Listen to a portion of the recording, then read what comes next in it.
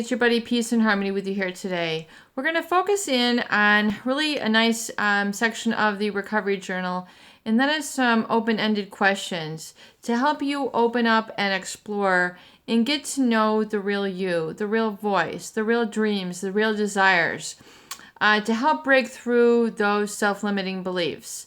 The beliefs that have been put in place perhaps by a narcissistic or a psychopathic abuser. Someone who has given you all the wrong messages.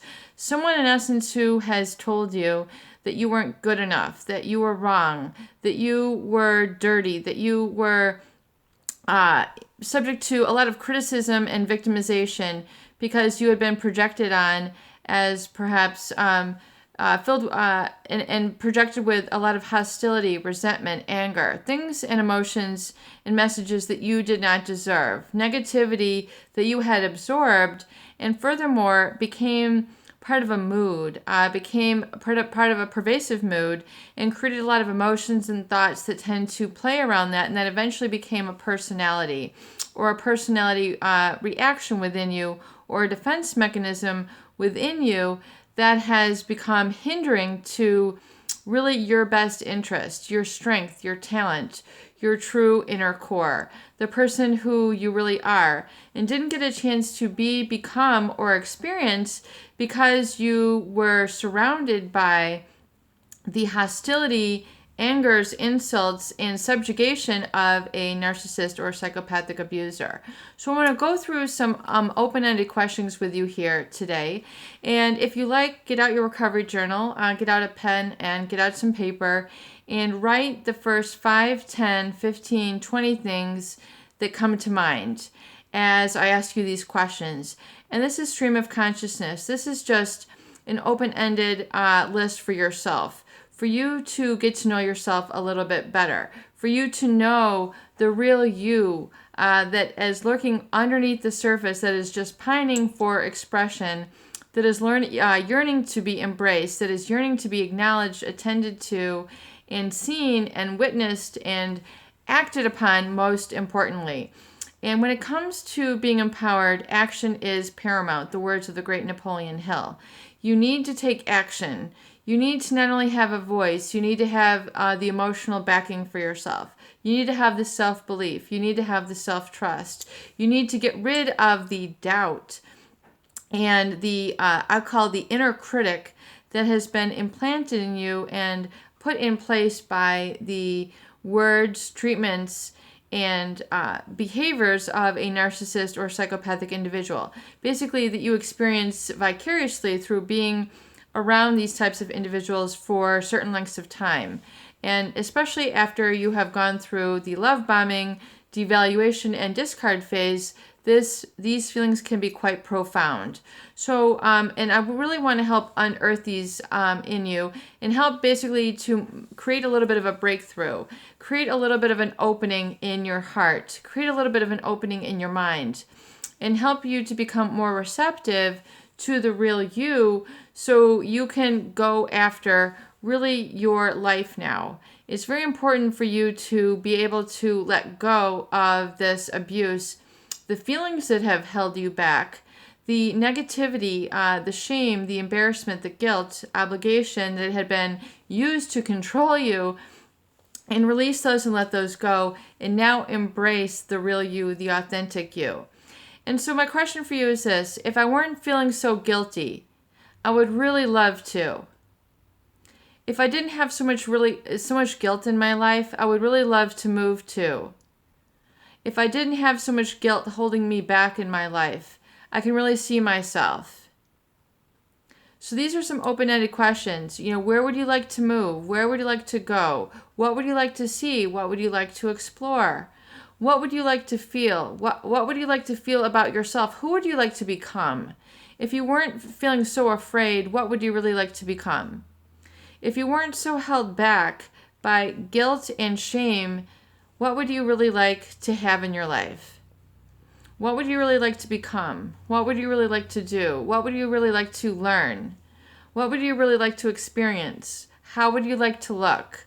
What would you like to do on a day-to-day basis? What is your main goal? What is your dream? What is your life purpose?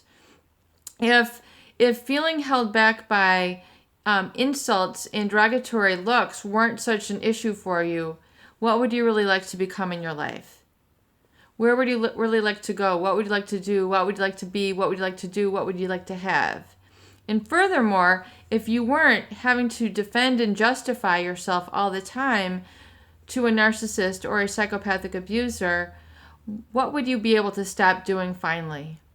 Would you finally be able to stop over drinking? Would you be able to stop overeating? Would you be able to stop drinking? Gambling? Would you be able to stop insulting yourself and being so harsh and critical on yourself? Could you start being a little bit more relaxed? Could you start being a little bit more at peace? Could you start eating a little healthier? Could you open up to the options of becoming a photographer, a writer?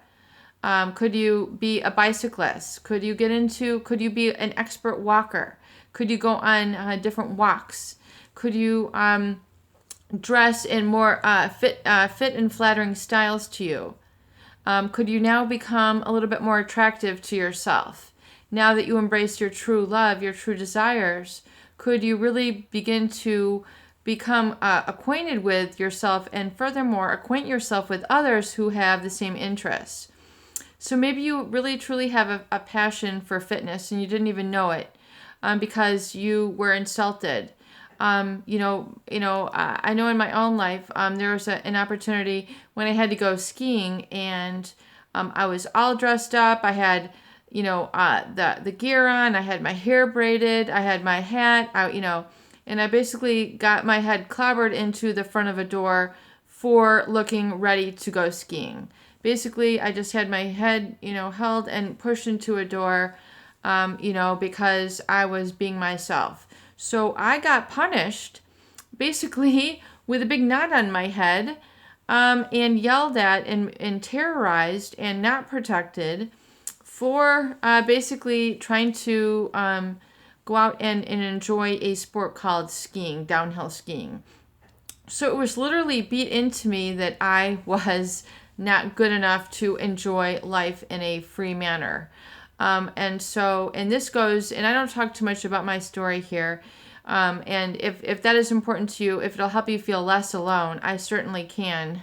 My goal is to help provide you the resources, tools, and knowledge to help you realize where that critic was once outside of you. The narcissist critic, the psychopathic critic, was now outside of you, and then you had internalized this critic, and you had then lived according to the blueprint or guidelines that they had in place for you so that you couldn't rise up and be this magnificent, powerful, radiant being that you are. You were basically punished for being yourself. You were basically punished for having an interest. You were punished for being attractive. You were punished for having fun.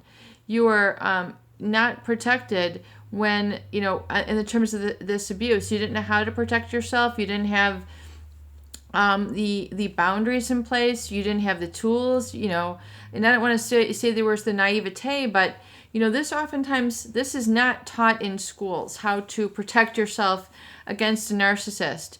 And if they've taught it in schools now, it would be great to have character education, but you're never really taught how to protect yourself from, in the big picture, from these type of individuals, how to identify it, how to embrace and empower yourself.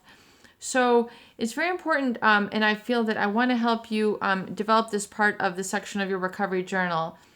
And then I'm working on writing and crafting as we speak, to put it into a real organized and cohesive format so it can always be there for you to pick up. Furthermore, and use and remember to ask yourself these empowering questions. And so you can get beyond the hurt, get beyond the punishment, get beyond the critic, get beyond the inner critic, and get beyond the self-serving, narcissistic ego entrapment that has probably ensnared you for quite some time, and let go and exit the snare, let go of the trap without feeling guilty, without feeling ashamed, without, walk away from the trap, walk away from the snare, brush yourself off, put some ointment on the wound, let the wounds heal. And if the wounds are emotional, then you need to go through some emotional healing. And that's what we do here on this channel. That is the goal of the recovery journal. That is the goal of the affirmations. That's the goal of the recovery date. That is the goal of articulating and surrounding yourself with the affirmative arts, with having a mentor for yourself that you look up to, who exemplifies the qualities that you want in your life, so and have that reaffirmation and that mirroring of something positive, and then learning to basically empower yourself. And in essence, as a colleague of mine had said, reparent yourself, reinstruct yourself, be the best guide for yourself, and give yourself the love, affirmation, attention, and understanding and compassion and empathy that the narcissist or psychopathic individual was not capable of. Peace and harmony with you here today. I hope these videos do help. Please share and please subscribe for more great tools, videos, discussion, and support.